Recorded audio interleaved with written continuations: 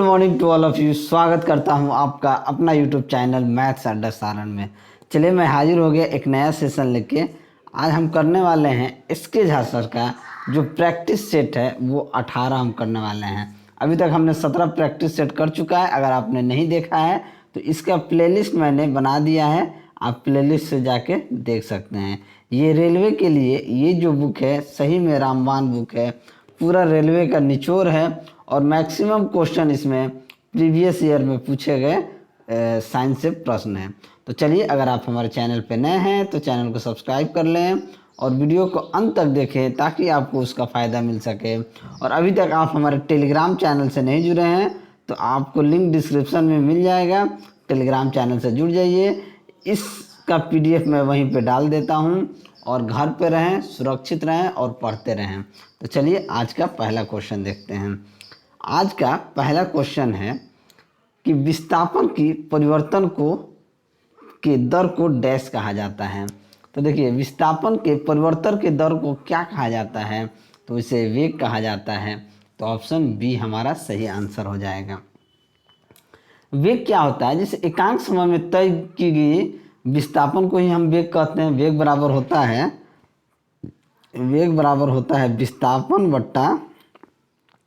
विस्थापन बट्टा समय, यही वेग होता है। अगर हम वेग की इकाई की बात करें, इसका एसआई मात्रक की बात करें तो वेग का एसआई मात्रक होता है मीटर पर सेकेंड और यह एक सदिश राशि होता है। चलिए अगला क्वेश्चन देखते हैं। अगला क्वेश्चन है कि यदि एक m द्रव्यमान का वाली वस्तु को जमीन से h ऊंचाई तक उठाया जाता है तो इस क्रिया के लिए बल की आवश्यकता होती है। तो वस्तु को उठाने के लिए आवश्यक न्यूनतम बल डैश के समान होता है। ये किसके समान होगा? तो वस्तु के वजन के ही तो समान होगा। मान लीजिए अगर ये वस्तु है, अगर आपको यहाँ से लेके यहाँ तक उठाना है, यानी कि इस h ऊंचाई तक उठाना है, तो आपको कितना बल लगाना होगा? जितना का वस्तु का वजन होगा। मान लीजिए इसका वजन 2 किलो का है तो उसके 2 किलो का वजन ही तो लगाना होगा ताकि वो उठ जाए। तो इस क्रिया के लिए बल की आवश्यकता क्या होगी? जो वस्तु का भार होगा उतना ही उसका भार होगा। तो ऑप्शन बी हमारा सही आंसर हो जाएगा। बात को समझ रहे हैं? मान लीजिए 2 किलो का कुछ सामान है, आपको यहाँ से h ऊंचाई पर उठाना है तो आपको वस्तु के बराबर ही तो वजन उठाना होगा, ना कि उससे ज़्यादा उठाना होगा। तो जितना वस्तु का वजन होगा आपको उतना ही बल लगाना होगा। अगर 2 किलो का होगा तो उसके हिसाब से 5 किलो होगा, 10 किलो होगा, जितना द्रव्यमान ज़्यादा होगा उसको उतना आपको ज़्यादा वस्तु के वजन के बराबर भार लगाना होगा। तो ऑप्शन बी आपका सही आंसर हो जाए। आशा करता हूँ कि आपको ये अच्छा से समझ में आया होगा। अगर वीडियो आपको अच्छा लगे तो वीडियो को लाइक ज़रूर कीजिएगा, दोस्तों में शेयर ज़रूर कीजिएगा। बहुत मेहनत करता हूँ आप सभी के लिए, डेली 2 सेट मैं देता हूँ, एक सुबह एक शाम, तो इसके लिए चलिए एक लाइक तो बनता है। अगला क्वेश्चन देखते हैं कि जब आप एक कॉइल स्प्रिंग को कंप्रेस करते हैं तो आप उस पर काम करते हैं, प्रत्यास्थ स्थिति ऊर्जा डैश से शून्य है, अपरिवर्तित है, बढ़ती है, घटती है। देखिए, हम जानते हैं कि जब एक कॉइल स्प्रिंग होता है, इस तरीके से कॉइल अगर स्प्रिंग अगर होता है तो उसमें हम करते हैं तो उसमें क्या होता है, जो स्प्रिंग की लंबाई में परिवर्तन जो होता है, मान लीजिए 100, तो उसका जो नियतांक क्या होता है, नियतांक का मान क्या हो, तो उस स्प्रिंग का स्थिति ऊर्जा क्या होती है जानते हैं? पोटेंशियल एनर्जी होता है हाफ के एक्स स्क्वायर। पोटेंशियल एनर्जी बराबर होता है हाफ के एक्स स्क्वायर। यानी कि जब आप एक कॉइल स्प्रिंग को जब कंप्रेस कीजिएगा ना तो उस पर काम करते हुए प्रत्यास्थ स्थिति ऊर्जा क्या हो जाती है? बढ़ जाती है। क्या हो जाती है? बढ़ती है। तो ऑप्शन सी हमारा सही आंसर हो जाएगा। चलिए अगला क्वेश्चन देखते हैं कि एक पत्थर किसी स्प्रिंग तुला पर बंधा हुआ है, ठीक है। निम्नलिखित स्थितियों में से कौन सी स्प्रिंग तुला के रीडिंग में सबसे कम भार दिखाई देगा? एक पत्थर है, मान लीजिए ये स्प्रिंग है, ठीक है। स्प्रिंग तुला पर बंधा हुआ है एक पत्थर, मान लीजिए पत्थर एक बंधा हुआ है, तो सबसे कम भार किस पे दिखाई देगा? हमसे यही पूछा है। जब वह पत्थर हवा में लटका हो, जब वह पत्थर किसी बीकर के लिए पानी के सतह पर हो, या जब वह पत्थर किसी बीकर के लिए पानी में पूरी तरह से निमज्जित हो, या जब वह पत्थर किसी बीकर में लिए पानी में आंशिक रूप से हो। तो देखिए, जब पिंड कोई भी वस्तु हो उसका भार जो पृथ्वी की सतह पर महसूस किया जाता है वह वास्तविक भार होता है। यानी जो अगर आप पृथ्वी पर महसूस कीजिएगा वो क्या होता है, वास्तविक भार होता है। अब गुरुत्वीय त्वरण के बढ़ने घटने से भार में क्या हो जाती है, जो स्थिरता आती है वह वस्तु का आभासी या प्रभावी भार कहलाता है। ठीक है, अगर मान लीजिए भारहीनता की स्थिति में वस्तु का प्रभावी भार शून्य हो, अगर उसका प्रभावी भार शून्य हो तो क्या होगा। देखिए, जब पत्थर किसी बीकर के लिए पानी में पूरी तरह से अगर भीजा माने निमज्जित होगा ना, तो सबसे कम भार उसी पे क्या हो जाएगा, सबसे कम भार उसी वक्त इसका स्प्रिंग पे बंधा हुआ होगा, तो उसी वक्त सबसे कम भार का रीडिंग दिखाई देगा। तो ऑप्शन सी हमारा सही आंसर हो जाएगा। देखिए, जब वह पत्थर हवा में लटका रहेगा तो हवा बहेगा तो उससे क्या हो जाएगा, और अप डाउन करेगा तो उससे रीडिंग क्या हो जाएगा, बढ़ेगा। जब पानी के सतह पर होगा, जब पानी के सतह पर होगा तो कोई रीडिंग, मान लीजिए पानी के सतह पर होगा, ये पानी का सतह है या ये पानी का सतह है, ठीक है, इस पे होगा तो भी तो उसका भार उतना ही होगा। ठीक है, या हो सकता है हवा बहे या कुछ भी हो तो उसका भार क्या हो जाएगा, इंक्रीज करेगा। लेकिन जब कम भार कब रीडिंग होगा, जब बीकर में पानी में पूरी तरह से निमज्जित होगा तो ही जाके आपका ये होगा, भार कम दिखाई देगा। चलिए अगला क्वेश्चन देखते हैं। सोडा वाटर की एक बोतल को गर्दन से पकड़कर तेजी से ऊर्ध्वाधर वृत्त में घुमाया जाता है। बोतल के किस भाग के निकट बुलबुले एकत्रित होंगे।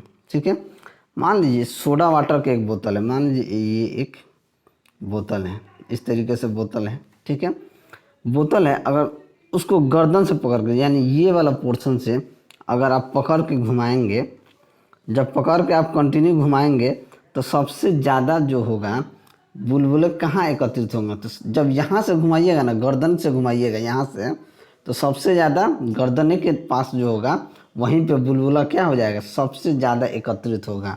क्योंकि आप जहाँ से घुमाइएगा, आप ट्राई भी कर देख सकते हैं, अगर आप पेप्सी वगैरह का बोतल भी लेके आप घुमाएंगे तो आपको समझ में आएगा कि सबसे ज़्यादा जहाँ पकड़ के आप घुमाते हैं सबसे ज़्यादा वहीं बुलबुले क्या हो जाएंगे, एकत्रित हो जाएंगे।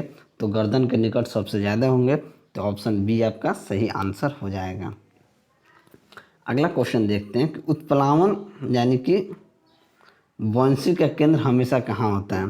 तो देखिए, उत्प्लावन बल कहाँ होता है, उत्प्लावन बल की बात करते हैं तो हम सीधे पानी में चले जाते हैं। ठीक है, उत्प्लावन बल की बात जब हो तो सीधे आप पानी में चले जाइए। पानी में अगर कोई वस्तु का आप उठा के चलते हैं, कितना भी भारी वजन हो, वो हल्का लगता है, किसके कारण, तो वो उत्प्लावन बल के कारण ही होता है। ठीक है, आप देखे होंगे कि पानी में नाव कैसे तैरती है, तो वो उत्प्लावन बल के कारण ही तैरती है। ठीक है, तो इसमें क्या होता है, उत्प्लावन बल का केंद्र हमेशा जो होता है ना, वो विस्थापित द्रव के आयतन के केंद्र के समानुपाती होता है।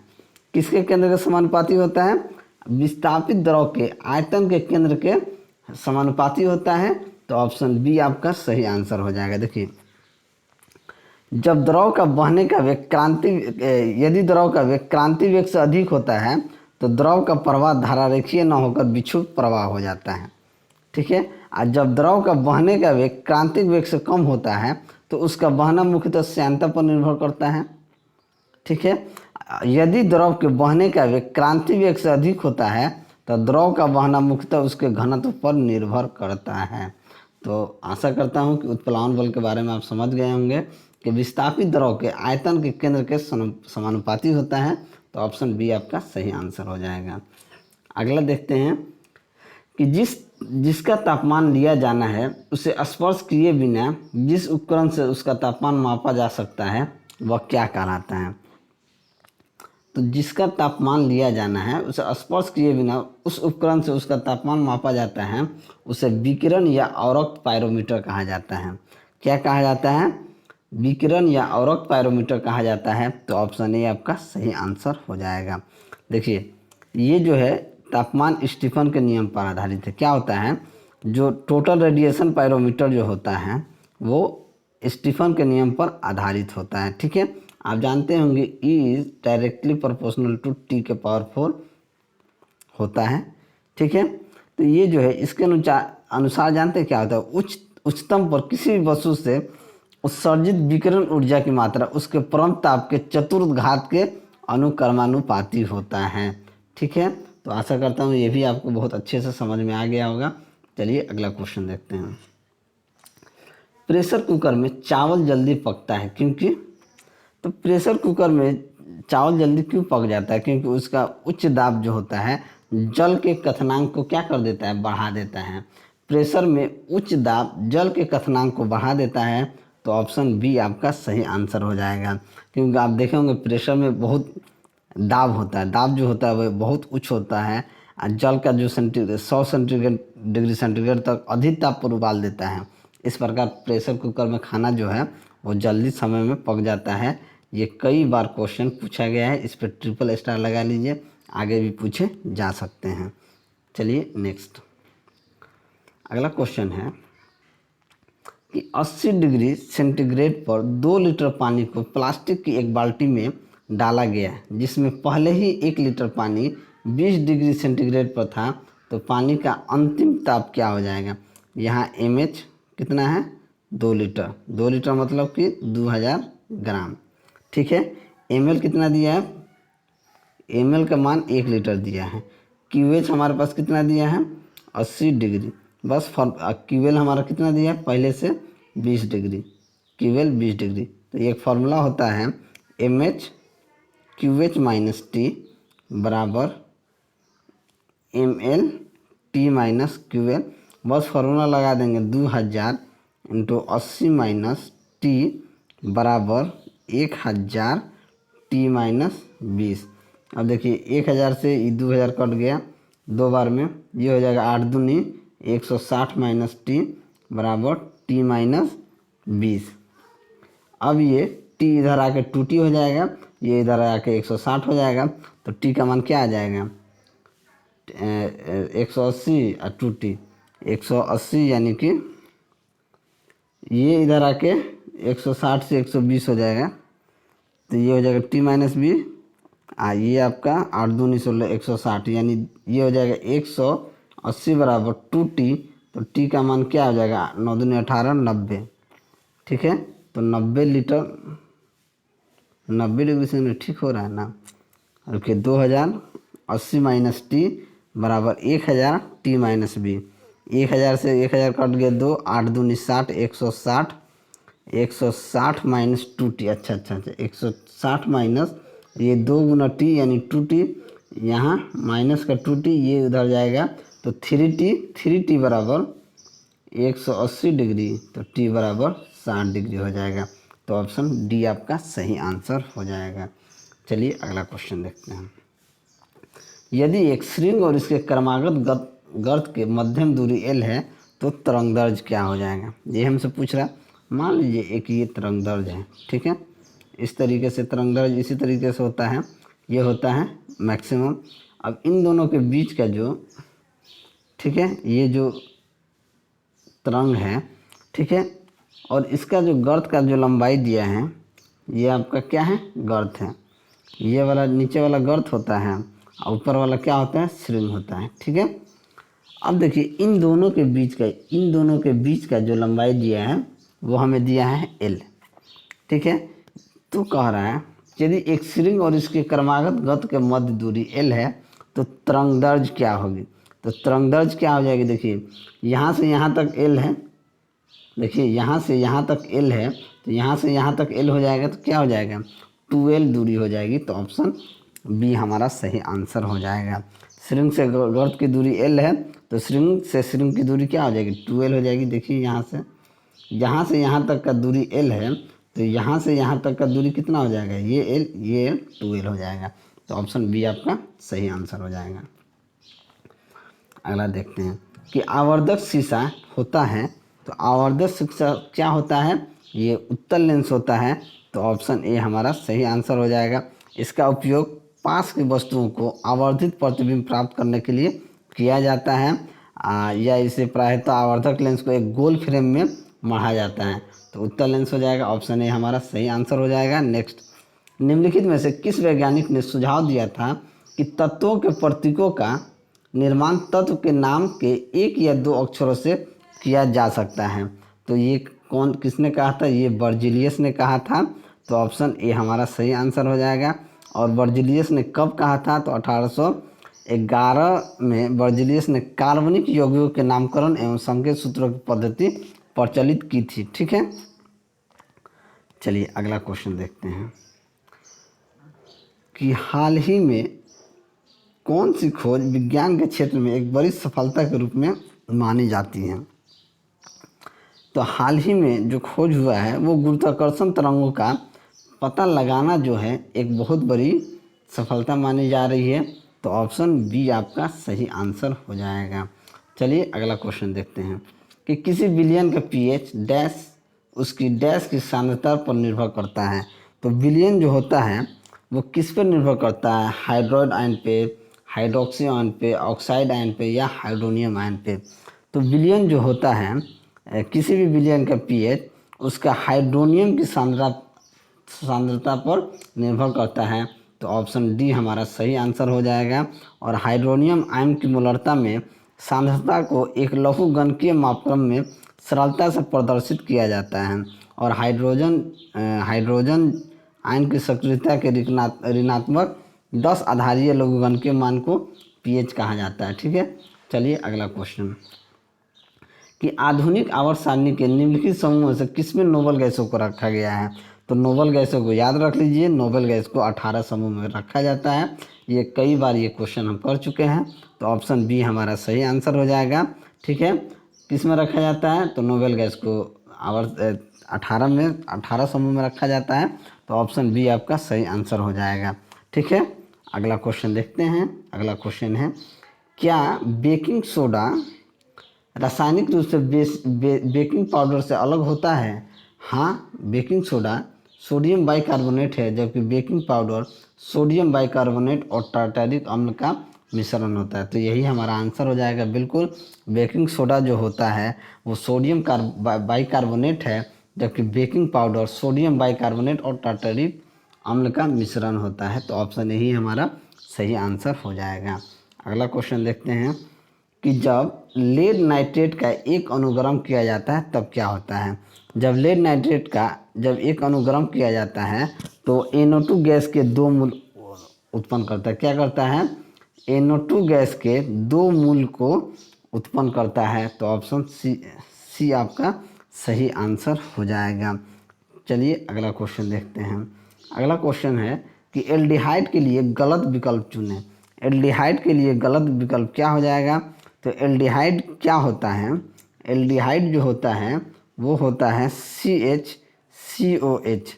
ठीक है, CHCOH, इसे ही एल्डिहाइड कहा जाता है। तो क्या हो जाएगा? CHCOH एल्डिहाइड कहा जाता है, लेकिन CHCOH को यहाँ पे मेथनॉल कहा गया है। तो ऑप्शन सी ही हमारा गलत हो जाएगा। तो ऑप्शन सी हमारा सही आंसर हो जाएगा इस क्वेश्चन का। ठीक है, बाकी C2H5COH ये प्रोपेनॉल होता है, तो ये सही है। CH3COH एथनॉल होता है, एसीटल्डिहाइड होता है, ये सही है।